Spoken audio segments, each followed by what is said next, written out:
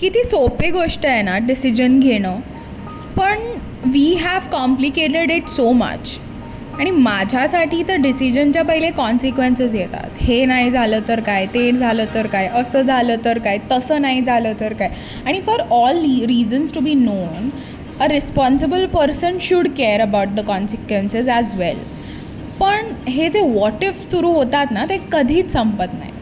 आणि मग रेंट येतात, बिल्स येतात, सबस्क्रिप्शन बिल्स येतात, शॉपिंग लिस्ट येते, हे सगळं ॲड होऊन we just never take the plunge. हेच सगळं माझ्याही मनात आलं आणि आय थॉट की ठीक आहे, सोड, नको घेऊया हा डिसिजन, पुढे बघूया, जरा पॉज करूया. पण मग नेक्स्टच क्षणी मला हिट झालं, व्हॉट इफ हेच ठरवून मी नेहमी पॉज करते. What if I am never going to listen to our heart? Because if that's the case, I am not ready for it.